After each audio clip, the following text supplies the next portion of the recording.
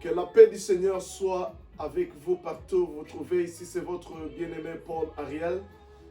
Aujourd'hui, l'Éternel vient de me mettre en cœur de partager avec vous quelque chose dans les Saintes Écritures concernant la prière. Bien-aimé, la prière, c'est quelque chose d'important, mais beaucoup de gens n'arrivent pas à voir l'exaucement à leur prière.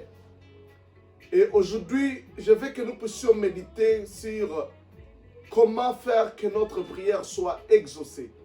Parce que même les disciples de Jésus lui avaient dit un jour, Seigneur, enseigne-nous comment prier.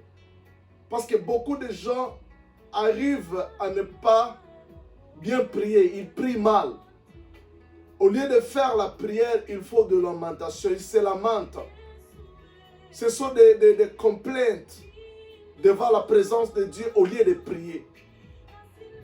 Et d'autres personnes récitent la prière de notre Père, qui est aux cieux, que ton nom soit sanctifié, pour que peut-être croyez que c'est en priant ainsi, Dieu va leur exaucer. Mais laisse-moi vous dire que la prière de notre Père, c'était la prière intermédiaire entre l'ancienne alliance et la nouvelle alliance.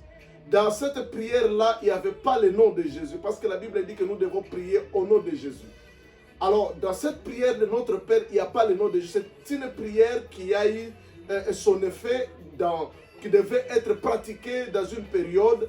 Et Jésus dira ceci maintenant dans Jean chapitre 16, verset 17. En ces jours-là, c'est le temps de la grâce. En ces jours-là, c'est après son ascension, sa résurrection et son ascension. En ce jour-là, c'est après que le Saint-Esprit viendra. En ce jour-là, Jean chapitre 16, verset 23. En ce jour-là, vous ne m'interrogerez plus sur rien. En vérité, deux fois, je vous le dis. Ce que vous demanderez au Père, il vous le donnera à mon nom. Donc, en ce jour-là, c'est-à-dire la prière qui va se faire après le jour de Jésus, le jour d'avant sa mort, devait être faite au nom de Jésus. Alors, bien aimé, la première des choses pour avoir une prière réussie, pour voir l'exaucement, il faut adresser ta prière au Père dans le nom de Jésus. Il faut prier le Père au nom de Jésus. Ça, c'est le modèle que Jésus nous a donné. Dans toute la Bible, surtout dans la Nouvelle Alliance, dans les Actes des Apôtres et dans les Épîtres, tu verras que toutes les prières qu'il faisait, il les faisait au nom. Il adressait la prière au Père dans le nom de Jésus. Il faisait la prière au Père dans le nom de Jésus, sur le modèle de la prière. Si tu veux voir l'exaucement de ta prière, bien-aimé, tu dois t'adresser au Père. Tu dois t'approcher à ton Père, qui est Dieu, au nom du Seigneur Jésus. C'est le nom du Seigneur Jésus qui nous donne le crédit de s'approcher de Dieu. Alors tu dois faire la prière au nom de Jésus. Ça, c'est la première des choses. La deuxième des choses pour que ta prière soit exaucée, c'est dans Marc chapitre 11. Nous commençons au 22e verset. Qu'est-ce que la Bible dit? Dans Marc 11, verset 22. Il est écrit dans Marc 11, verset 22, Jésus prit la parole et leur dit, ayez foi en Dieu. Bien-aimé dans le Seigneur, pour que ta prière puisse être exaucée, tu dois avoir la foi en Dieu.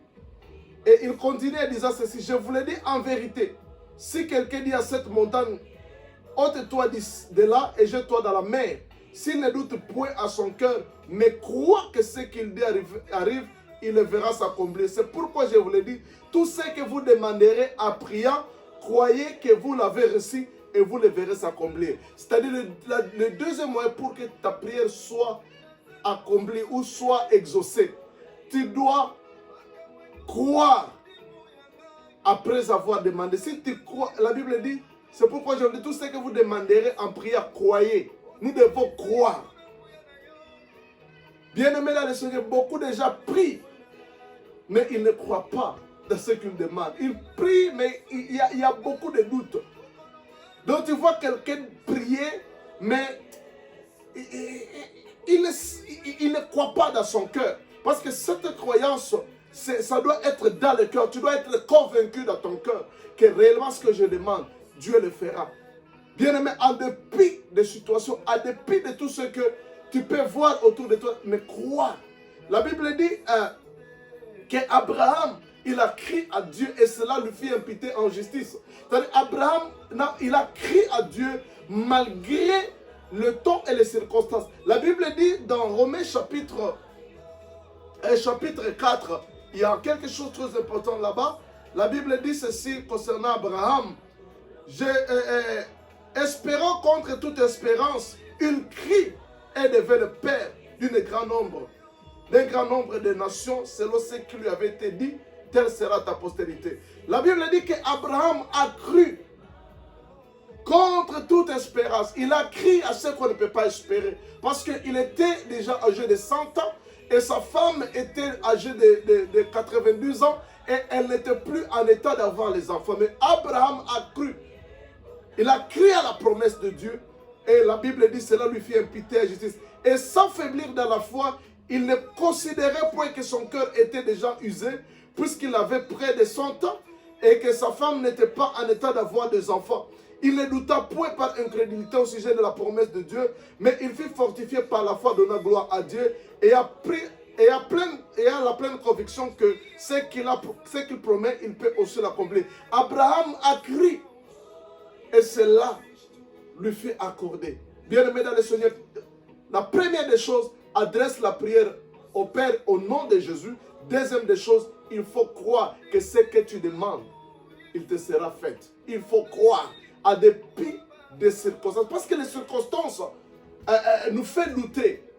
Parce que tu vois que les choses, tu pries et les choses continuent à s'empirer davantage. Tu pries et il y a beaucoup de zones d'ombre. Il y a des ténèbres, tu ne vois pas et tu doutes.